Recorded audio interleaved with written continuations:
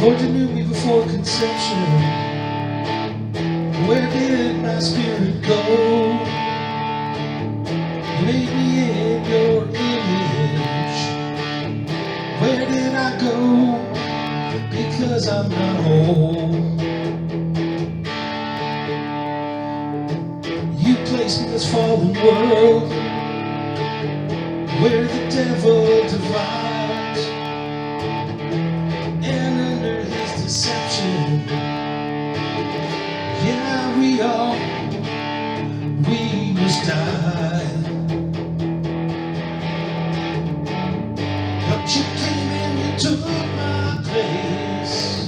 You bore my sin with your saving grace, lifted me up from the grave alive again. Hello everyone. Well, normally I start out saying I want to make this video but to be honest, I really don't want to make this video. I've been putting it off and putting it off for the longest time. And basically I just wanted to give everybody an update of what's happened over the last few years, I suppose. I'm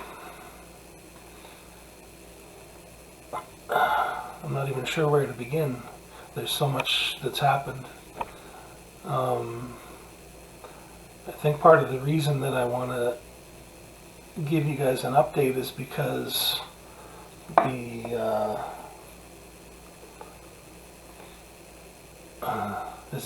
the YouTube channel seems to be not as popular as it used to be, I suppose, or whatever, and partially because, you know, I haven't been able to put videos up on a regular basis. I just want to let you know the reasons why that I haven't been doing, or I haven't been able to do that on a regular basis like I used to. One of the things that happened was, well, first of all, the so-called you know what happened, and I call it the CV hoax. That happened, and you know, prior to that, things were going quite well. Then that happened, and first of all, the Lord showed me a vision one day, right after it happened,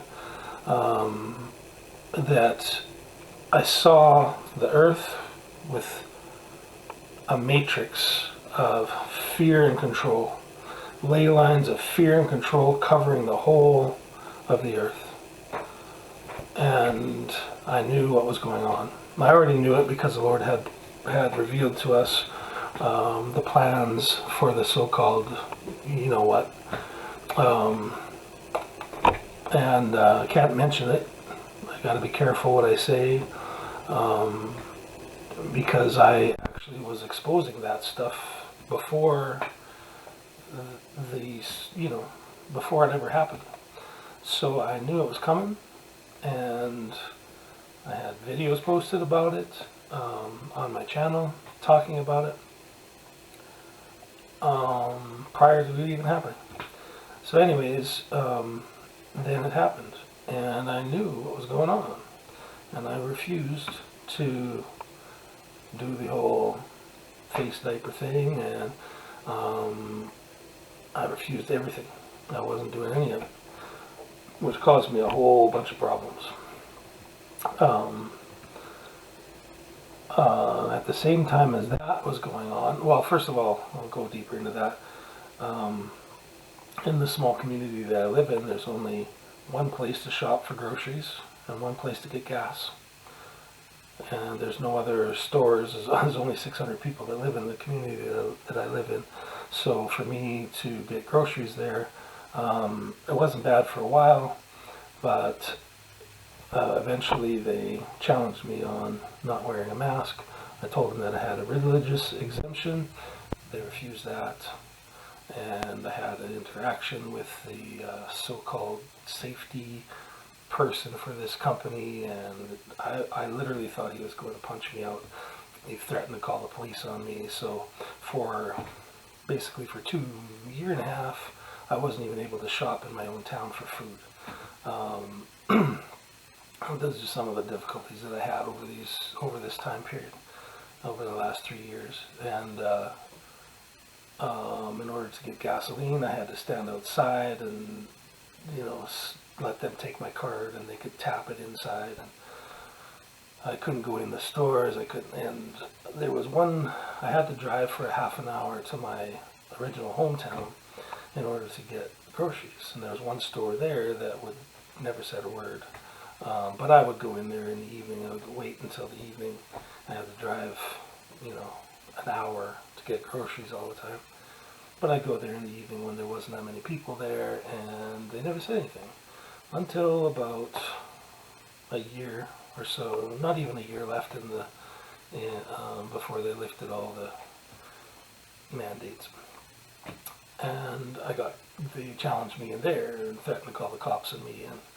And so then the only place that I could get food after that was at gas stations and things like that.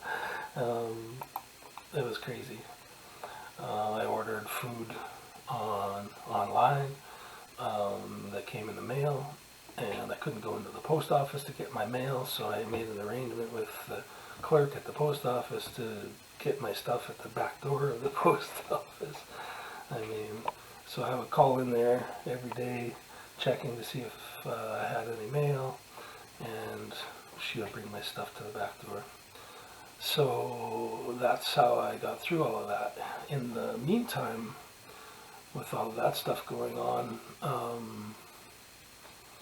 of course, people in town were not happy with me. There were only 600 people in town, and I just moved to this community. So I haven't been very well liked, I suppose, in this community that I'm in. But regardless, that's kind of blown over now, and things they're going okay. Another thing that happened was, prior to this period of time, my youngest son was basically running around homeless for a year or so prior to that. If you watched my videos in the past, you saw that he got in trouble with the law a number of years back when I lived in a different community, a different city. And when I lived there, he came to stay with me, and he ended up going to jail for drug-related stuff. And that, after his probation and everything was finally over, and the government had no hold on him anymore, he basically jumped right back into the addiction bubble, whatever you want to call it, and caused a lot of problems with family and me, and him running around all over the place, especially during the lockdown. He was running around everywhere. And he also believed, like me, that it was a bunch of crap, and he never, well, I shouldn't say he didn't wear a face diaper, but he did that more to cover up his identity than anything. Until he got in trouble with the law about 2 years ago, over 2 years ago.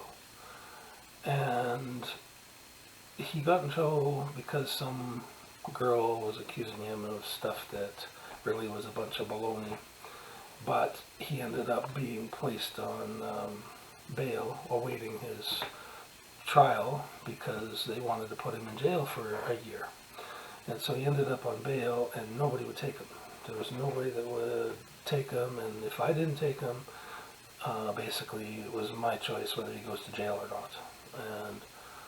And at the time, the condition of his mind was terrible. It was almost insanity.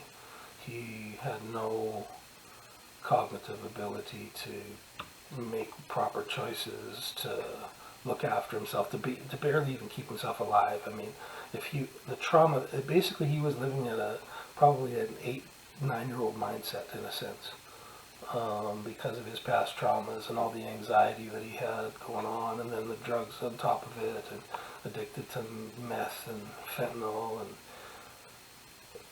was just terrible, and I couldn't be the one to put him into jail and see and to be traumatized even more. I mean, a jail would not have helped him in any way. So I knew that, and I agreed to take him. And so for the last 2 winters until this spring, I've basically had him living with me under bail conditions. And so he had like a 7 o'clock curfew every night. He had, and in this small community, I basically had the same thing. I mean, I couldn't leave him in my house by himself. I had to be here with him, so I was under bail conditions all the time. This is a small little 1-bedroom house, and this is the bedroom.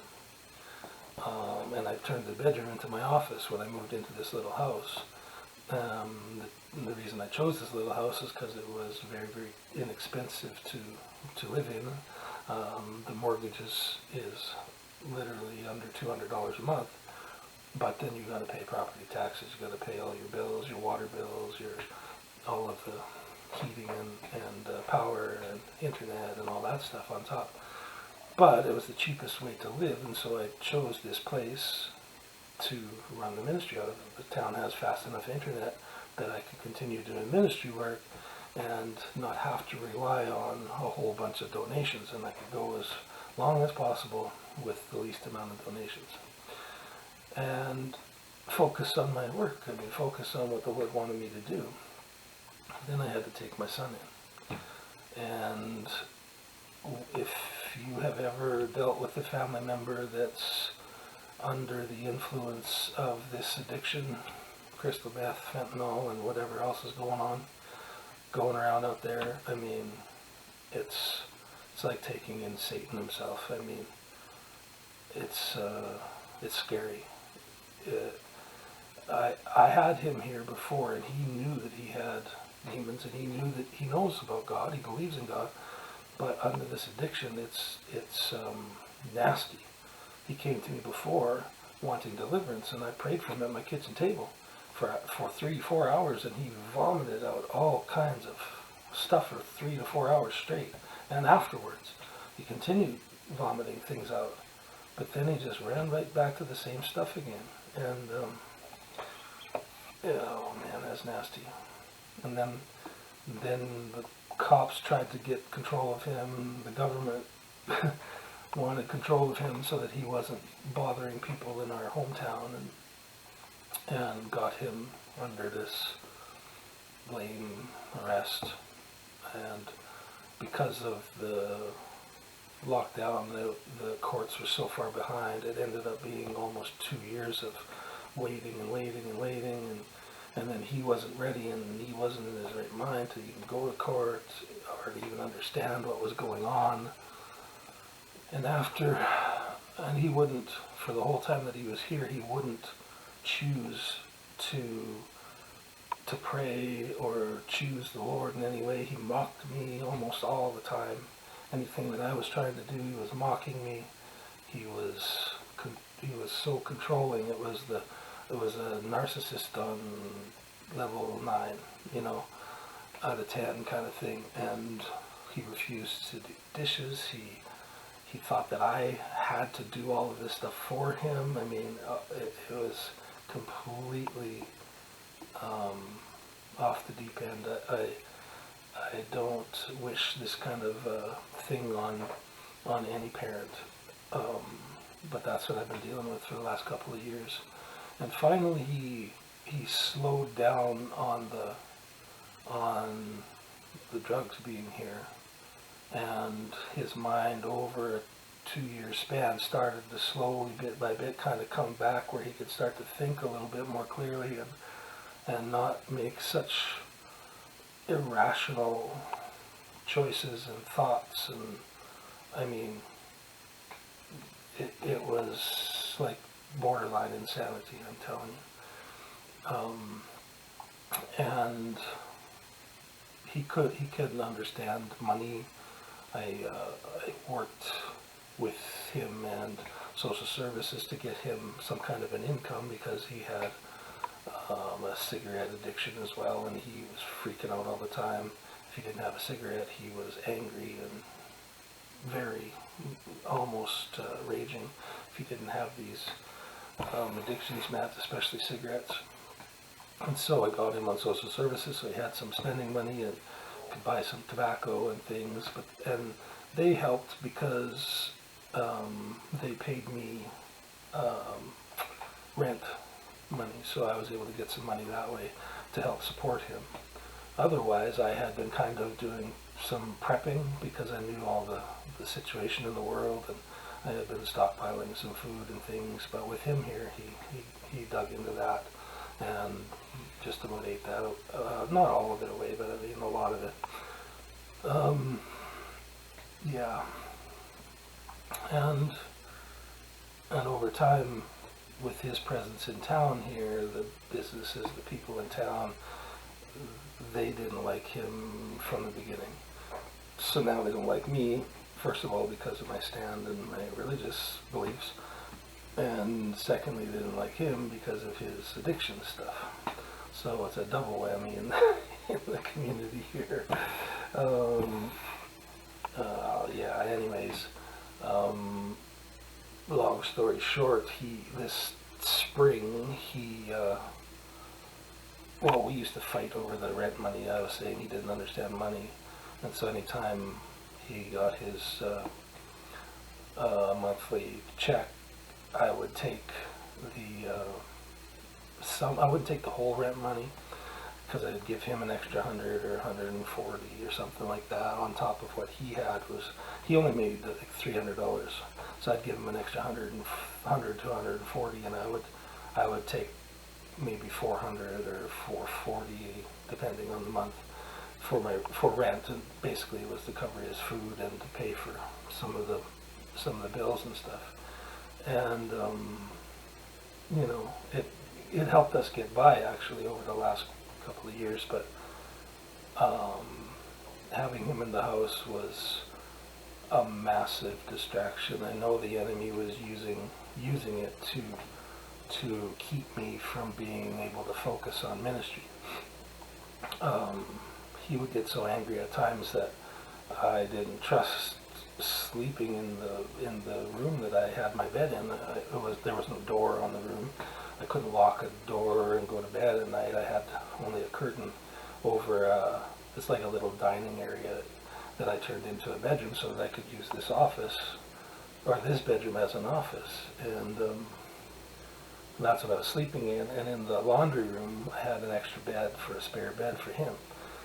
And he was mad all the time because he didn't have any privacy, and I couldn't go in there and wash clothes whenever I wanted. It was just bad. So in order for me to be safe and to give him a little bit more privacy, I moved out of that room. I put my bed back in here and put door locks on the doors and everything so that I could have at least get a peaceful sleep at night without wondering if he was wandering into my room at night or who knows what, because we had a lot of conflict whenever he was doing things that weren't acceptable in the house. I'd challenge him and he'd freak out and get mad. It's that whole Jezebel spirit literally being pushed into my house by the government, in a sense. And you know, and to be honest, I believe that I've taken down that spirit so much, that so many times, and so many people, and territorially and everything over a decade of deliverance, that the enemy found a way to get that spirit in my house, and it's been trying to take me down. I mean, I had that spirit manifest in people, and somebody that literally told me they wanted to cut my crown off. They wanted to take my ministry down. And well, that's what the enemy's been trying to do for years. Been going after the finances for years, trying to shut me down. That's the biggest attack, is going after the finances. And having my son here for 2 years under all those circumstances kept me from being able to focus on videos.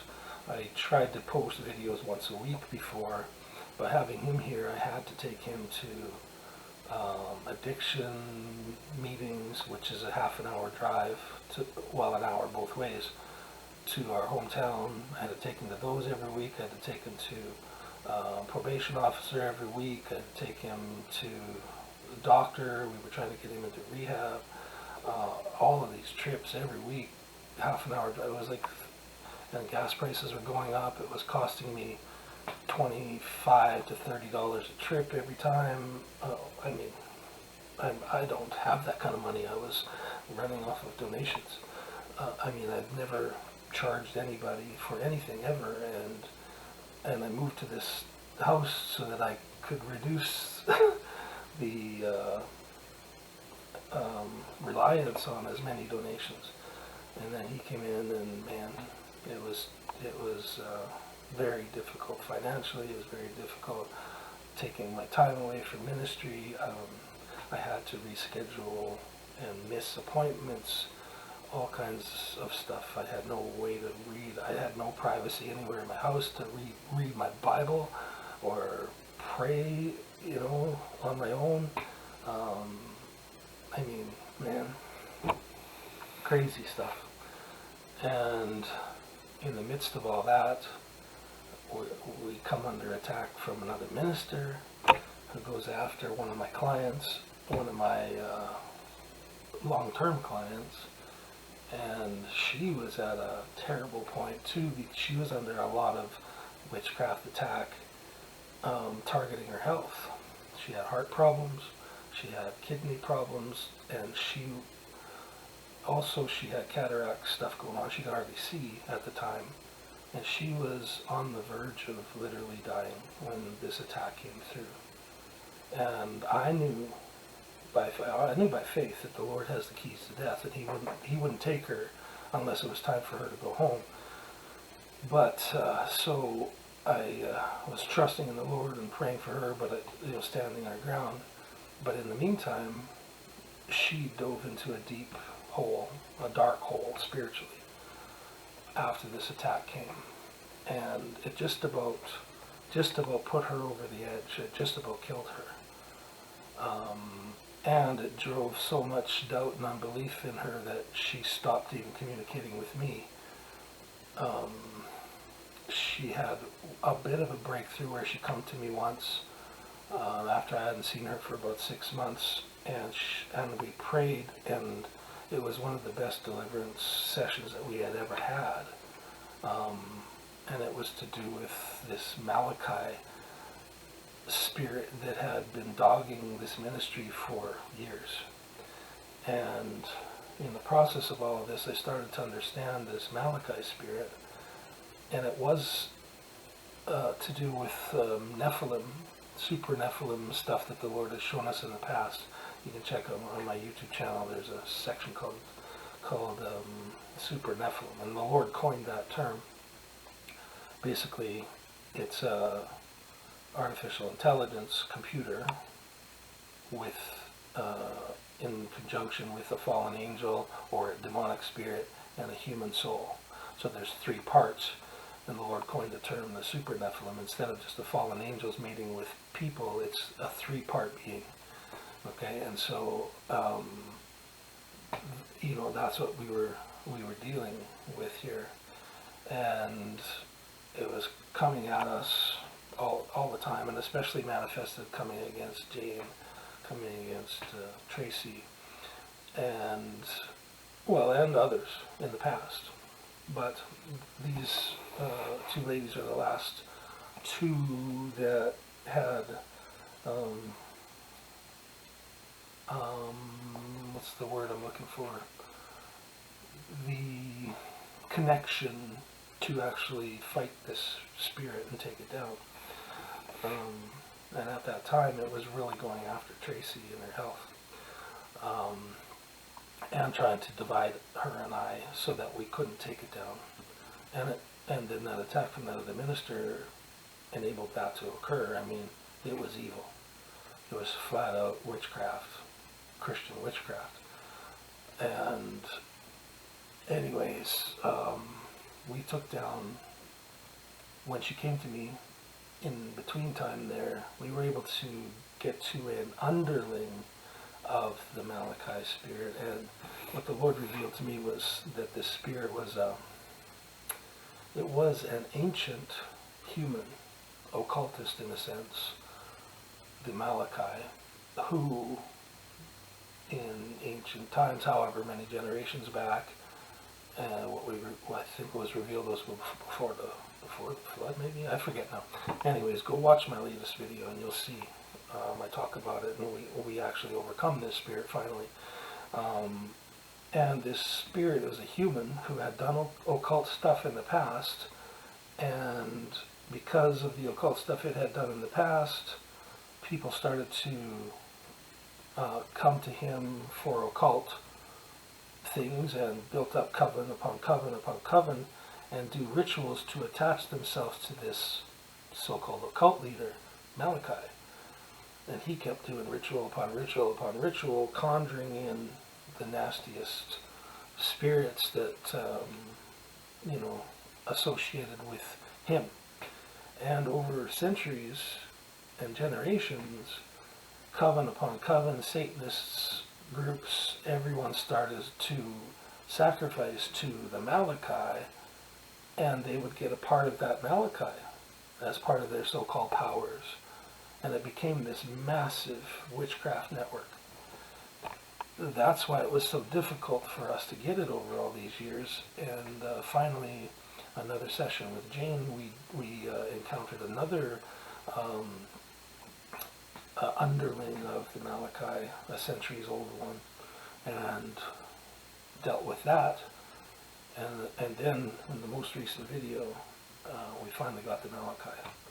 Once that happened, literally last week, Tracy contacted me, and I met with her. And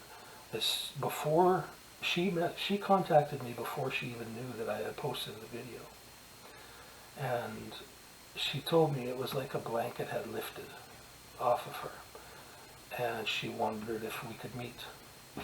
And then we met the following week, and just last week, and she told me that she finally seen the video, and now she could understand why this blanket lifted off of her. And we were able to do some more deliverance, and we're getting back on track with her. Plus, her health is way better than she was. Death has come off of her. She has grown health-wise very strong and ready to fight again. Praise God. But I knew the Lord was going to keep her going. I mean, I knew that her work here on the world was not done. There's more for her to do. The more the Lord wants to do with her. So I'm thankful that she's back. But during this whole process of the way the world has gone over the last 3 years, I'm not trying to be cryptic, it's been massive attacks on the ministry as well, and on me through my family, through my son. I had one family member contact me telling me that he wants to murder me, literally wants to murder me. A cousin of mine. I shouldn't laugh. I'm not laughing at him. I love them dearly, this family members, but the addiction spirit in my family is so strong that once it's confronted, it rages, and that's to the point of murder. It's raging. And that's kind of what I was living with over the last, couple of years with my son here. In the spring, he decided to move out, and he's somewhat back to his normal mind, but he's not back following the Lord in any way, so he's in a lot of deception. But he moved out in the spring, and I was so thankful I was able to get my office back, and I'm able to kind of have some peace in my home again after all this time. But he's out there not living very well, and I'm not sure exactly the details of what's going on because I haven't heard from him much. But keep praying for him and the rest of my children, because they've not really come to the Lord yet either. So I do trust the Lord in the process of everything they're going through, but this spirit is stubborn. This addiction spirit is very stubborn within the family. It's able to break it off me, but they've got their addictions. And I believe I broke the generational, but they've got to deal with their own individual addictions.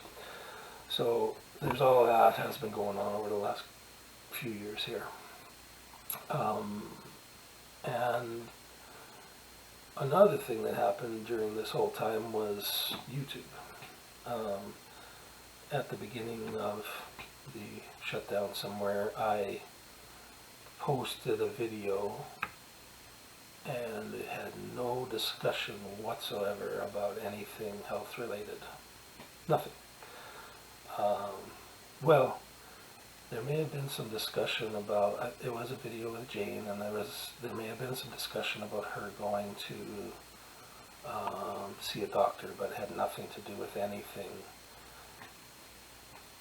times related. And they gave me a strike on my channel for this video for the hoax misinformation. And so I'm like, are you kidding me? And I get a strike. And so then I went through the video. I went through the fine-tooth comb. I re-edited it all. I removed out anything that was even could be construed as health related, and re-uploaded the video. Wham, another strike. And now I've got 2 strikes and 90 days that I can't upload. And then my channel has these 2 strikes on it. So they're not going to remove, or if I get one more strike on anything, my channel's gone. And the ministry's done, because that's how everybody finds me, is on YouTube. So I didn't do anything for months. I couldn't post a video because I didn't want to lose the channel, and I wanted to make sure that people could find this information, because people still need deliverance. People still need to understand this stuff, and there's not very ministries there's not very many ministries out there that do the deeper deliverance and healing work that the Lord has shown us how to do. So I couldn't post. For the longest time I couldn't post. And I didn't trust posting even after, well, I had to wait until the strikes were removed before I even trusted posting anything. And even then I still didn't totally trust posting, because, they could give me strikes for any reason. I challenged those videos, and they refused my challenges. No, I'm saying that it didn't matter that there was this misinfo, which there wasn't any. But I know I had other videos that I talked about stuff like this, and when were they going to find them? And to be honest, I didn't even know which videos they were, where I might have said something off.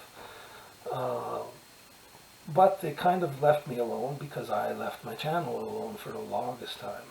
And I know that I know how the enemy will take and twist that into, see, his ministry's done, and everybody would think the ministry was done because I wasn't posting. And and I had people, when I finally started reposting, oh, we thought you were done, that kind of stuff. I had comments coming, and I never did quit. I never quit. My my deliverance schedule was always next to full.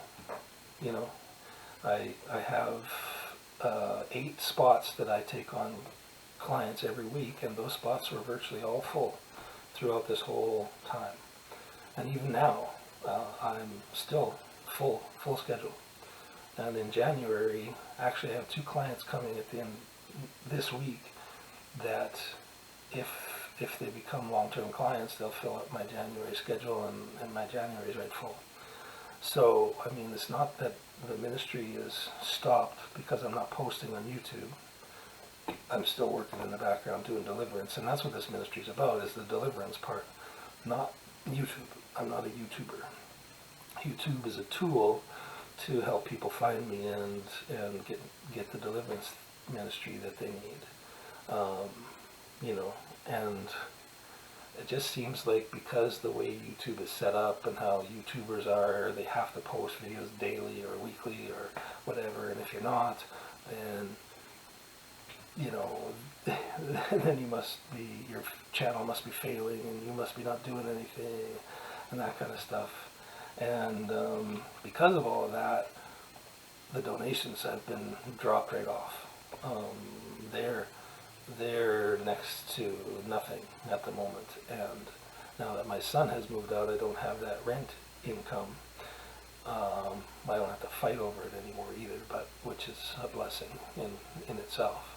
But the rent income is gone, and I've only got about 3 other people that are regularly donating, which is only a few $100s. And yeah, so over all of this time, with no money coming in and all the extra money going out with my son staying here and looking after him and not being able to whatever, I've racked up the visa bill, and I racked up a credit line.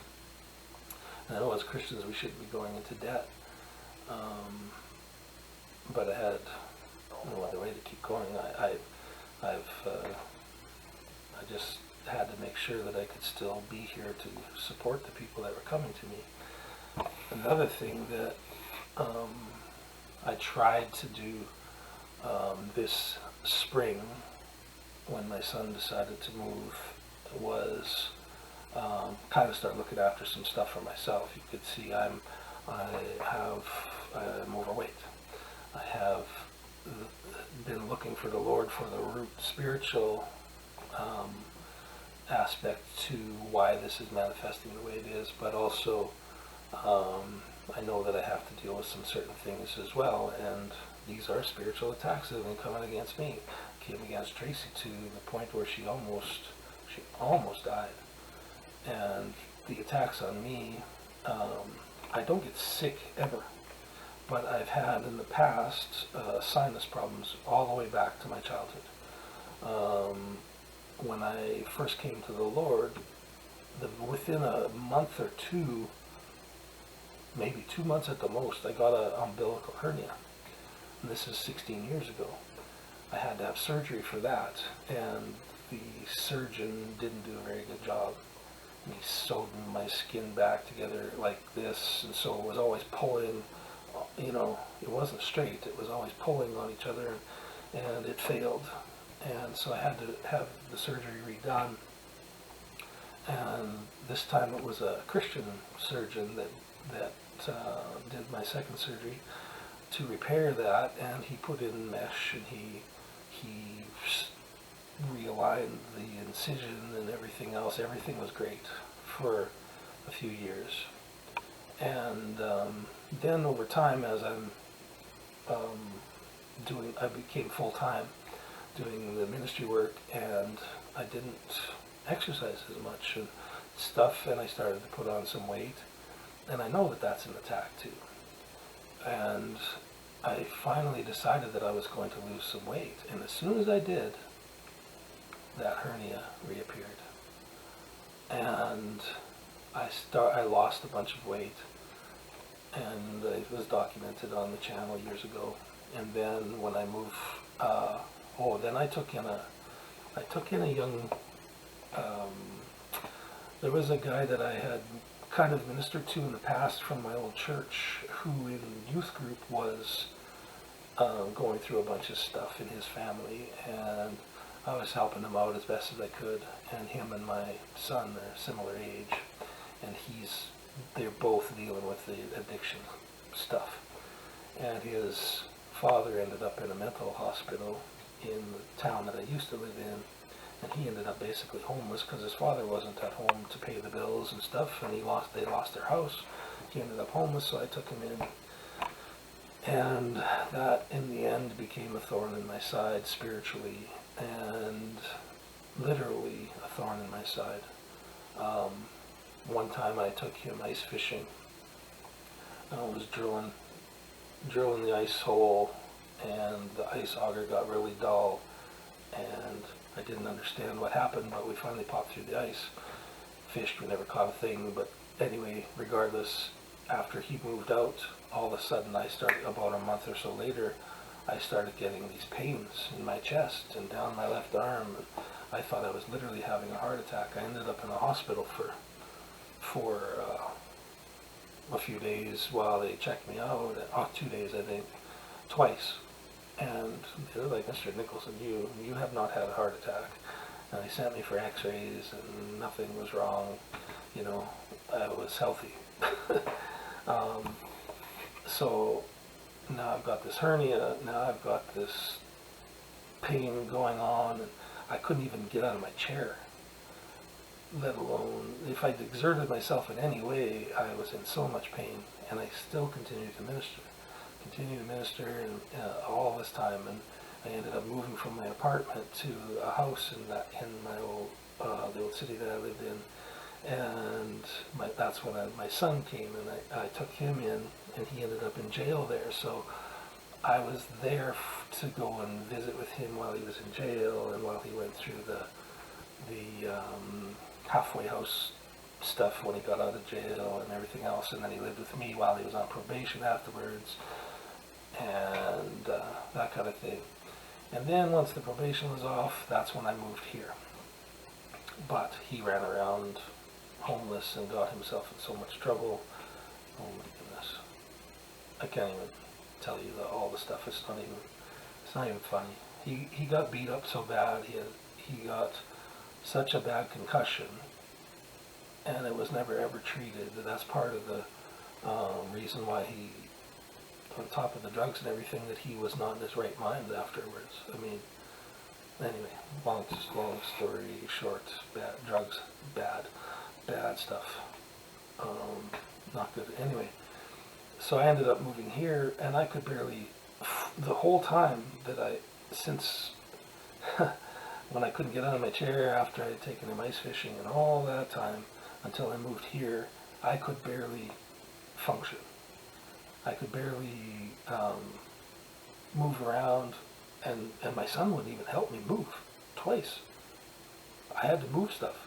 So I had to carry like all of my stuff, and I could only literally go like 15, 20 steps at a time without being in pain, and then the pain would hit me so bad I'd have to stop, and then go another 20 steps, load it into the vehicle, walk halfway back, and then just stop and sit down until the pain would leave, and do that for the whole moving of my apartment, and then the same thing moving out of my house to this house. I had a friend from my hometown come and help me, and that was a godsend that he came to help me. And I moved from that house to this house, and it was a battle to even buy this house. The bank was causing me so much trouble. The mortgage side of the bank would put off my mortgage until the very last minute. I lost the house that I was supposed to get. I was approved for the mortgage and everything else, but they took so long to put it through that the other side dropped. They dropped the sale because my mortgage people took so long, and that happened like 3 times. They extended it 3 times, and then they finally just dropped me. That house, it was a house that had a what was it called, a sewer backup, and they thought that the house was completely destroyed because of black mold, but it wasn't. I have a family member that has been in the cleaning industry for decades, and he's like, "No, I can fix that. I can clean that whole basement out for, a few $1,000s," and I hired him to do it. But the bank screwed up the deal, and I lost that house. I got the house with $30,000. No, $35,000, sorry. And it would have cost me about $4,000 to clean the basement. And then it was like a newer house. It was $100,000 house. And the bank screwed up that deal on me.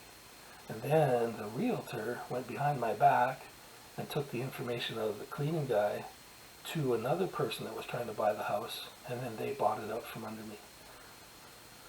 Oh boy. anyways, I lost probably 50 or 60 grand on that deal. And then I found this house and I bought it and I've moved here and it's been fine. It's okay. You know, it's been good. Other than all this crazy stuff going on. So the enemy can't get to me, but goes after everything around me, using everybody else to come. These attacks come from everybody else where he can get his fingers in. So I decided this spring that I was going to finally deal with my own health issues. Not that I'm sick or anything, but I have a hernia to deal with. I have a sinus blockage that I've had for probably as long as the hernia, and it causes me problems every now and then. It really causes some tickling in my throat, and it makes people think that I've got I'm manifesting a demon or something. Anyway, long story short, I was going to get all this stuff dealt with this spring, now that the restrictions are all lifted in the health industry everywhere and stuff, and I can go in there finally. And another reason that I put it off so long too was because I didn't want to take time away from ministry work, focusing on making sure that I was here for everybody that needed ministry. Now, I've been waiting on, I haven't been to a doctor in literally 10 years. And my family doctor that I used to have, he took me back. So that was good. There's a whole other situation with my son and him that is a completely different story.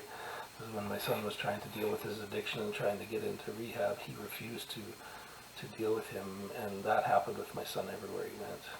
Everybody treated him as an addict instead of recognizing his mental health problems, and they all rejected him everywhere he went to in all of these different places. And of course the law enforcement didn't. They wanted him in jail because of all this mental health stuff, and blamed it all on the addiction, which was basically he was self-medicating the deeper problems. Anyways, myself, I went back to the doctor after 10 years of being away to deal with this physical stuff. I need help. I need surgery to fix the hernia. I need surgery to clean out this sinus blockage so that I can actually breathe again, and it actually hinders my hearing. I probably only have about half hearing in my right ear. And then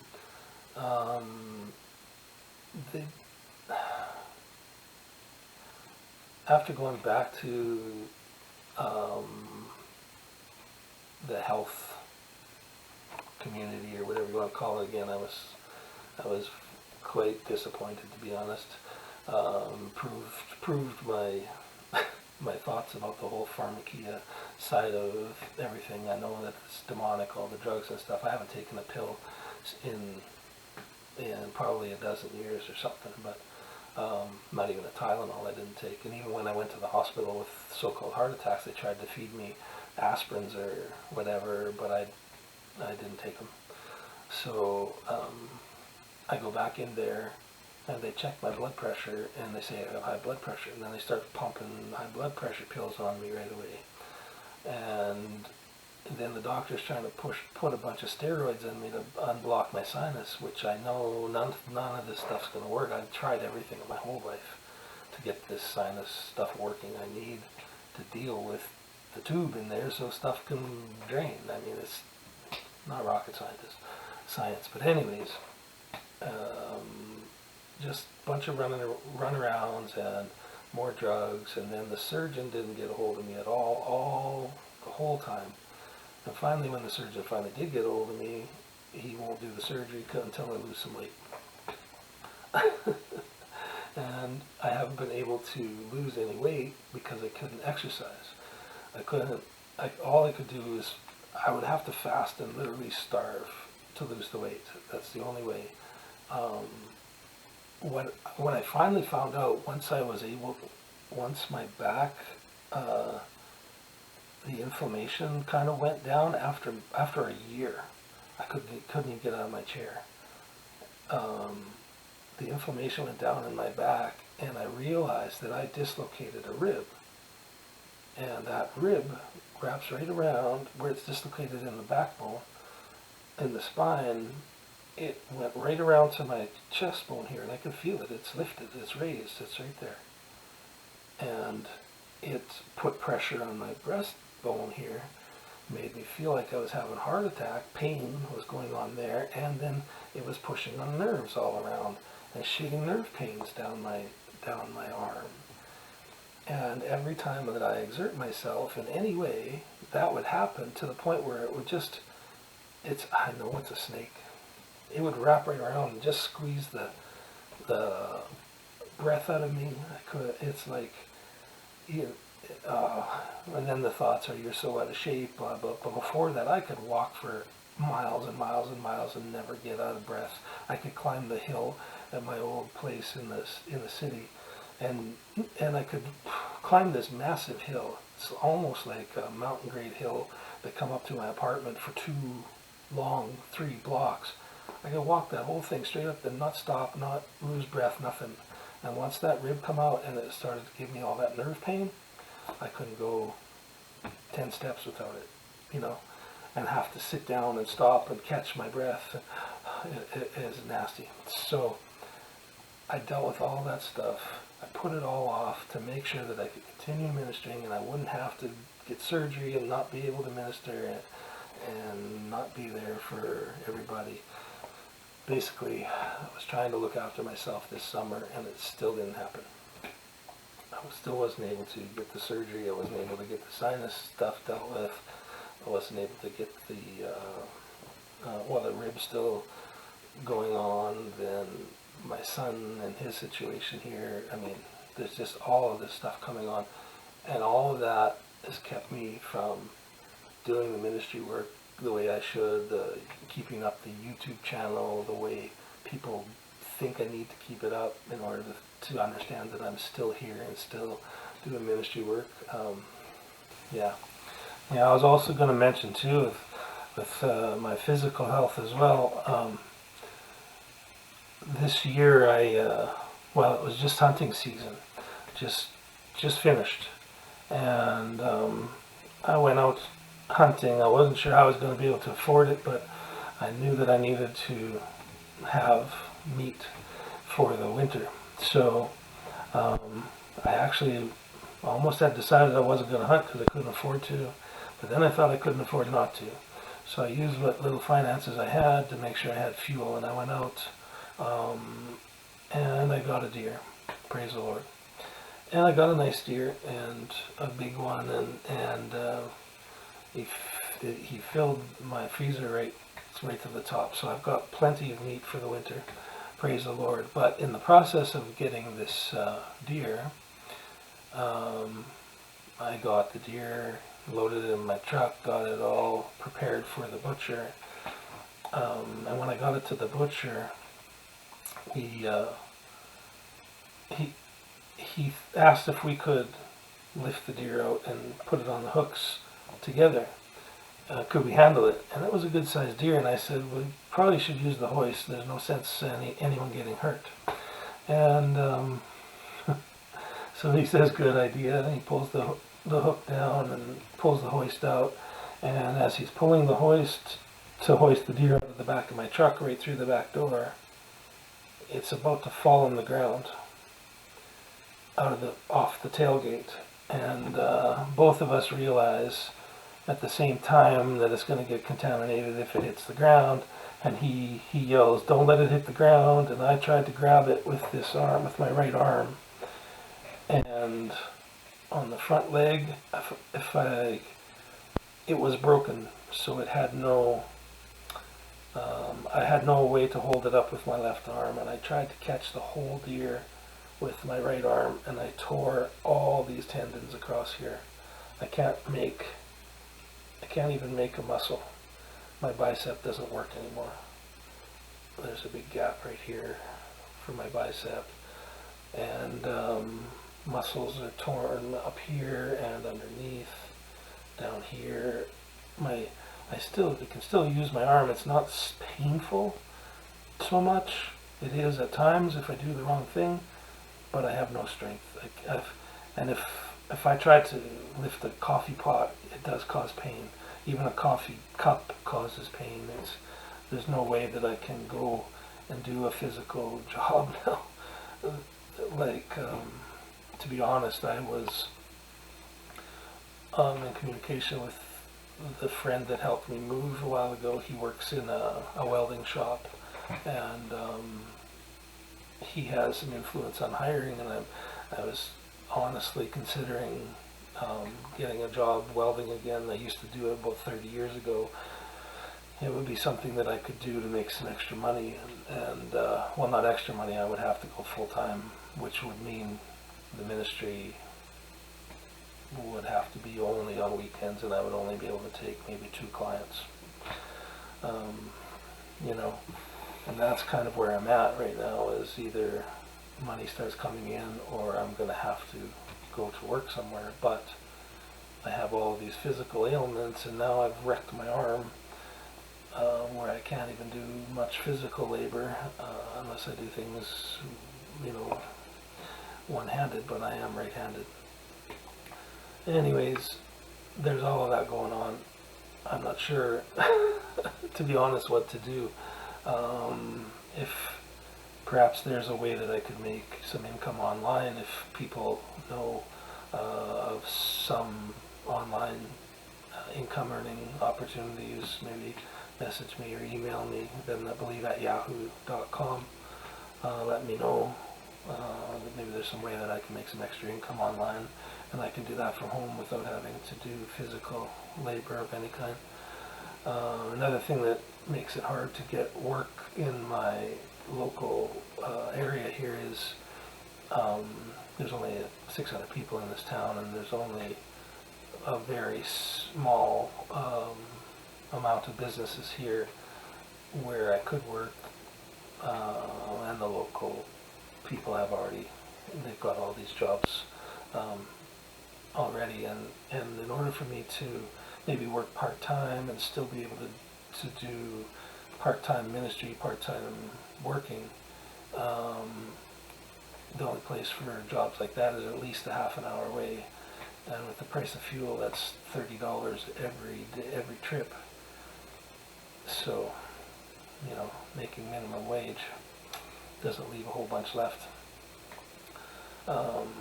Driving every day to that, and then I would have no time for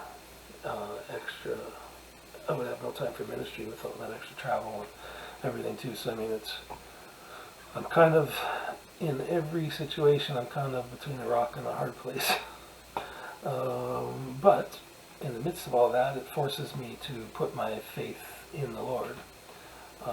It's part of the reason why I kind of didn't want to make this video, but I just wanted to trust in the Lord in all of this, but at the same time, kind of get over my own pride, and when I do need help, I should be able to ask, humbly ask, and so I appreciate your consideration. Now, I also know that the whole shutdown thing is a big deal. Everybody is under attack with inflation. Everybody's finances are way lower, and grocery prices are through the roof, and mortgage prices and housing costs or rent prices are way up high. People can't afford, and I understand that too. So this is the mess we're in, and if the reason why I said I don't want to make this video is because I hate asking for help. I've always been a helper, and I don't like needing help or asking for it other than from God, and I've been trying to just keep my trust in Him through this whole process, and praying that He would direct somebody to give. And all these years He's done that. There have been certain people that have given to the ministry And I know that they're led to, and I know that that's part of their giving gift. In Romans 12, one of the gifts of the human spirit is the giver, and it's a spiritual gift from God. Like, it's part of God's character to give, and He put that in our spirit to give. And there are people that are they operate in that gift of giving on high levels, and it's faith. You have to have faith in order to give, and when you give, you receive blessings. As you bless people in your giving, you receive blessings, and that's part of my concern too. Is that as I see the giving being shut down and cut off over the world, and I know it's over the world, I know that if this ministry is in trouble, so are many, many others, because people are really having to look after themselves more and more and more because of the way the world has gone.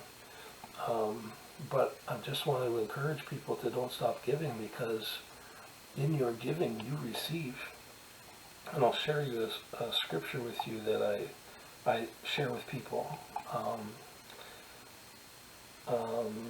There's a scripture in Philippians 4, verses 15 to 17. It says, "Now ye Philippians know also that in the beginning of the gospel, when I departed from Macedonia, no church communicated with me as concerning giving and receiving, but ye only. For even in Thessalonica he sent once and again to my necessity. Not because I desire a gift, but I desire fruit that may abound to your account." Okay, so that's Philippians 4, and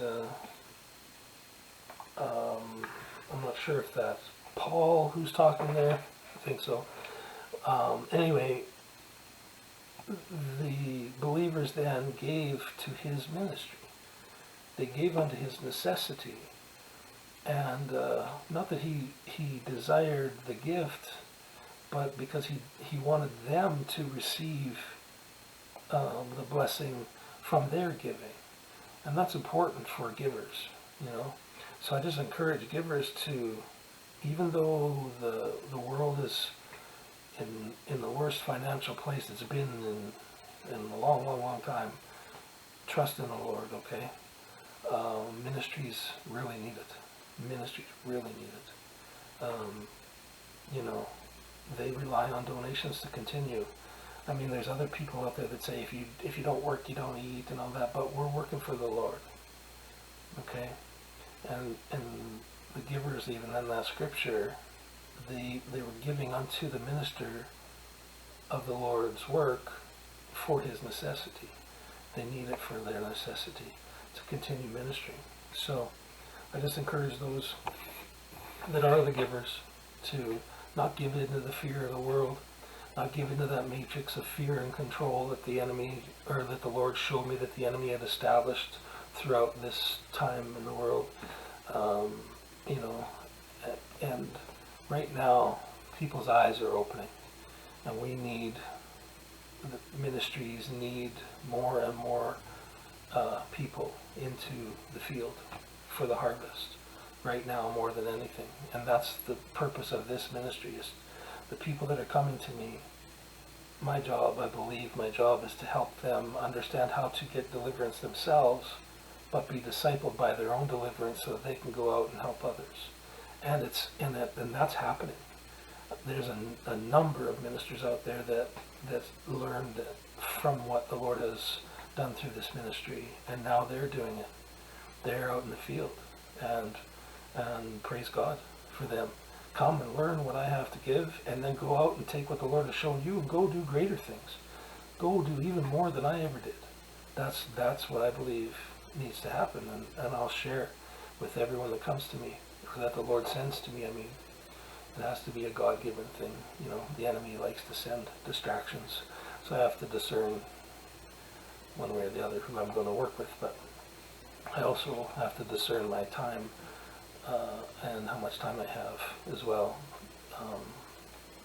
as for the clients that I take on. But anyways, like I said, the last thing that I wanted to do was ask for help, but I'm, as far as the finances are concerned, I have property taxes that need to be paid by the end of this month. I'm 3 months behind in bills. I mean, thousands of dollars really in arrears, in debt, as far as my Visa and my bank credit line's concerned, and that kind of thing. And also noticed that my vehicle has got an oil leak somewhere, so either valve cover gasket or hopefully not a head gasket. Stuff like this is going on. And my son's finally moved on, and pray for him, pray for my family. My children, they've got all their own issues. Pray that they have eyes to see and ears to hear what the Lord's trying to do for them. And yeah, give so that you can receive. That really honestly is my prayer, that the givers don't miss out on their blessings because they stop giving because of fear. Don't give in to the fear of the world, and put your trust in the Lord, and help out the ministers. All right? Thanks for listening. Thanks for taking the time to listen all the way to the end. And I just pray the Lord blesses you and gets us all back on track, on faith, that we'll finish this race together, and we'll see you in eternity. God bless y'all. Bye now.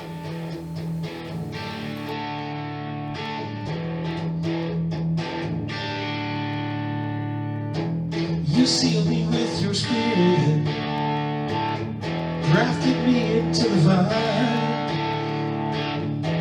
Now I'm ready to hear it.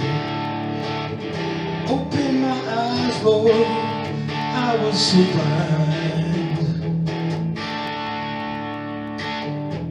You gave me the mind of Christ, even greater will I do. Break the darkness, unpack my gifts, Lord.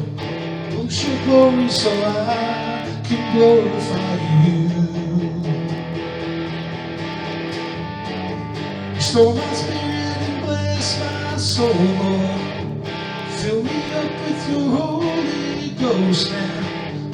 Baptize me in your fire alive again. Build me up, release my gifts. Prophetic words from my lips. Living water from my brow drips alive again.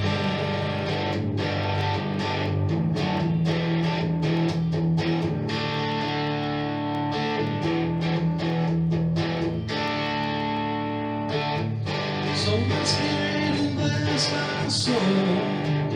Fill me up with your Holy Ghost. Baptize me in your fire alive again. Build me up, release my gifts. Prophetic words from my lips. Living water from my brow drips alive again.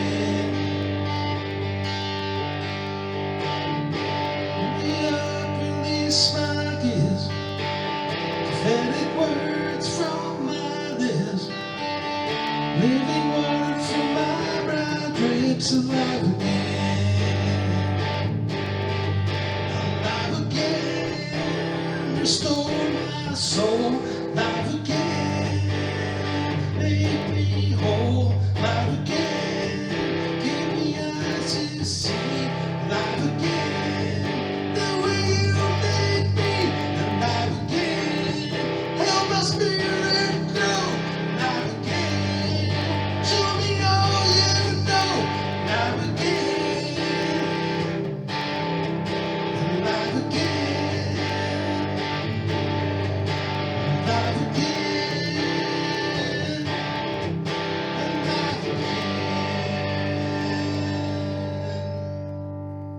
If this ministry has blessed you in any way, please consider donating by PayPal so that I can continue to bless others as well. God bless you.